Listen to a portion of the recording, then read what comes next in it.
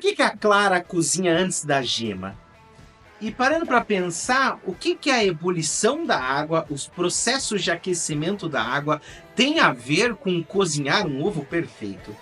Sejam muito bem-vindos ao Ciência na Cozinha, o programa em que eu abro a cozinha de casa, para a gente conversar sobre ciência. E hoje nós vamos entender o que é o processo de aquecimento que ocorre quando estamos tentando cozinhar um ovo. Vem comigo. Bloco 1. Coagulação da clara e da gema. Você que é uma pessoa muito atenta, talvez já tenha percebido que quando cozinha um ovo, a clara endurece primeiro e só depois a gema. Isso acontece por causa das proteínas, as mesmas que vimos nos 2 primeiros episódios. A clara e a gema têm composições diferentes e cada tipo de proteína coagula a uma temperatura específica. A coagulação, isso nada mais é que um processo que transforma uma substância líquida ou até semilíquida em uma massa sólida ou semissólida.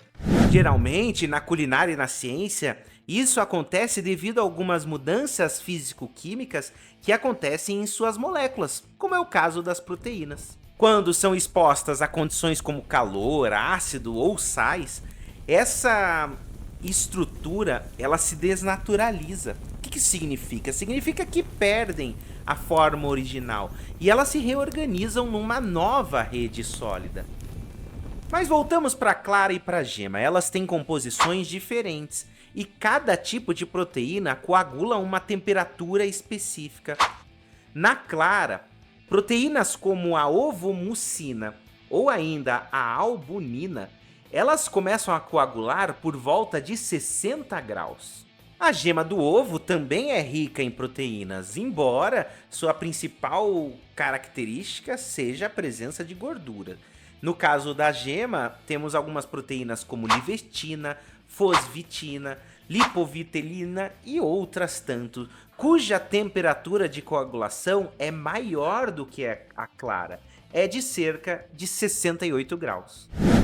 Bloco 2. O fenômeno da ebulição. Mas vamos com calma, antes de pensar na condição do ovo e da gema, vamos relembrar alguns fenômenos físicos que ocorrem quando estamos falando do processo de ebulição, isto é, quando a água está fervendo.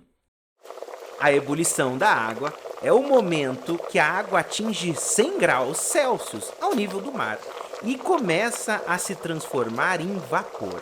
Mas o que há de interessante aqui é que mesmo que você continue aquecendo, a água não fica mais quente do que 100 graus enquanto houver líquido.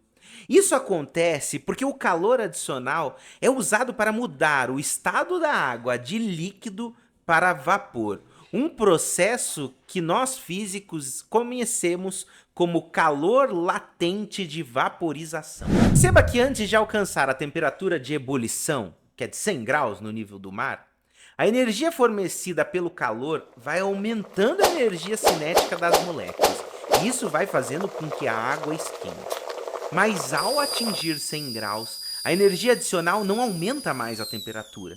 Em vez disso, ela é usada para quebrar as ligações intermoleculares que mantêm as moléculas de água unidas no estado líquido, permitindo que elas se libertem e se transformem em vapor.